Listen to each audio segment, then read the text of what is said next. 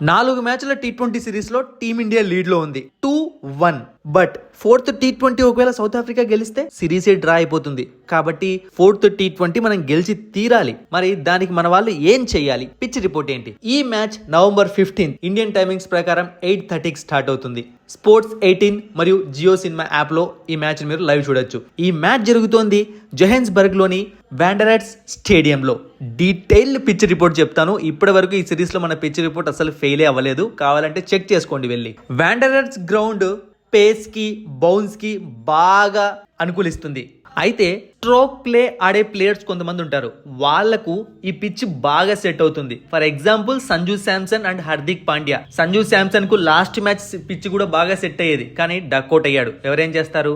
రింకు సింగ్ కూడా ఈ గ్రౌండ్ బాగా సెట్ అవుతుంది. ఇక బౌలింగ్ విషయానికి వచ్చాము అంటే స్టార్టింగ్ కొద్దిసేపు ఫాస్ట్ బౌలర్స్ కు బాగా అసిస్ట్ చేస్తుంది. అంటే ఒక 6 overs 5 overs అంతవరకే. తర్వాత బాల్ బ్యాట్ మీదకి చాలా ఈజీగా వచ్చేస్తుంది.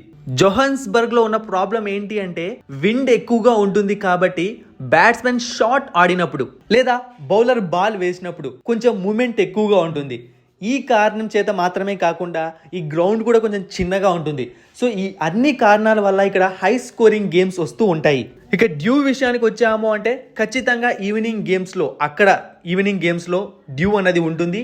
ఆ టైంలో స్పిన్నర్స్ బాగా ఇబ్బంది పడతారు బాల్ని గ్రిప్ చేయడానికి.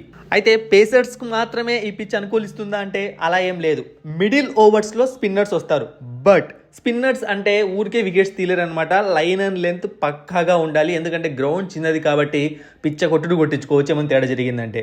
యావరేజ్ ఫస్ట్ ఇన్నింగ్స్ స్కోర్ చూసాము అంటే ఇక్కడ అరౌండ్ 170 to 180 ఉంది. ఫ్లాట్ కండిషన్స్, షార్టర్ బౌండరీస్ కాబట్టి ఈ మ్యాచ్ లో కూడా 200 స్కోర్ రావడం చాలా సింపుల్ అని అనిపిస్తోంది. ఇక్కడ T20 స్టాట్స్ చూసాము అంటే టోటల్ గా ఇప్పటి వరకు 26 ఇంటర్నేషనల్ మ్యాచెస్ జరిగితే 13 times ఫస్ట్ టైం బ్యాటింగ్ చేసిన team, 13 times second time batting చేసిన టీం గెలిచింది. యావరేజ్ ఫస్ట్ ఇన్నింగ్స్ స్కోర్ ఇక్కడ 171, యావరేజ్ సెకండ్ ఇన్నింగ్స్ స్కోర్ ఇక్కడ 145. ఇక డొమెస్టిక్ మ్యాచెస్ చూసాము అంటే టోటల్ గా 52 మ్యాచెస్. ఫస్ట్ టైం బ్యాటింగ్ చేసిన టీం 28, సెకండ్ టైం బ్యాటింగ్ చేసిన team 24. Average first innings score 165, average second innings score 150. So మరి టాస్ గెలిచిన కెప్టెన్ ఏం చేయాలి? చూడండి, ఇది హై స్కోరింగ్ గ్రౌండ్ అనమాట. చేసింగ్ అయినా ఫస్ట్ బ్యాటింగ్ అయినా బ్యాటింగ్ అనుకూలిస్తూనే ఉంటుంది. కాబట్టి ఫస్ట్ బ్యాటింగ్ తీసుకొని మంచి స్కోర్ చేయడం చాలా బెస్ట్ ఒపీనియన్ అవతల వాళ్ళపైన ప్రెజర్ పెట్టడానికి. సౌత్ ఆఫ్రికా ప్లేయింగ్ 11లో మార్పులు ఉంటాయా అంటే నాకు తెలిసి లుతో సిఫమాల్ని తీసేసి నయోమ్జీ పీటర్ని మళ్ళీ టీంలోకి తీసుకొని వచ్చే ఛాన్స్ ఉంటుంది. ఒకసారి వాళ్ళ ప్లేయింగ్ 11 చూసాము అంటే Ryan Rickelton, Reeza Hendricks, Aiden Markram, Tristan Stubbs, Heinrich Klaasen, David Miller, Marco Jansen, Andile Simelane, Gerald Coetzee, Keshav Maharaj.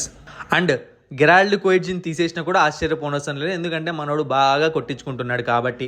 And చిన్న గ్రౌండ్, ఫాస్ట్ బౌలింగ్ బాగా వర్కౌట్ అవుతుంది అవతల బ్యాట్స్మెన్స్కి. సౌత్ ఆఫ్రికా టీం నుంచి ఇంకా ఫైర్ పవర్ అనేది టాప్ ఆర్డర్ నుంచి రావట్లేదు. హెన్రిచ్ క్లాసెన్ దగ్గర నుంచి వచ్చింది, మార్కో జెన్సన్ దగ్గర నుంచి వచ్చింది, ఒక మ్యాచ్లో ట్రిస్టన్ స్టెప్స్. సో మిగతా వాళ్ళు కూడా ఆడాల్సిన అవసరం ఉంది.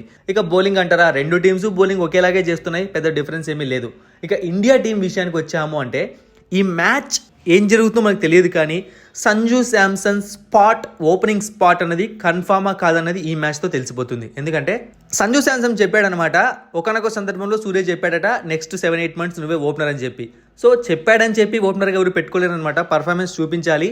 వరుసగా 2 మ్యాచ్లో డక్అవుట్ అయ్యాడు.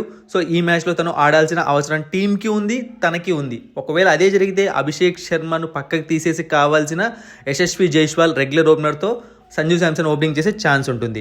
ఇక మన టీంలో ఎటువంటి చేంజెస్ ఉండవు. అయితే ఈ match warning bell Rinku Singh last match కూడా ఫెయిల్ అయ్యాడు, రెగ్యులర్గా ఫెయిల్ అవుతున్నాడు.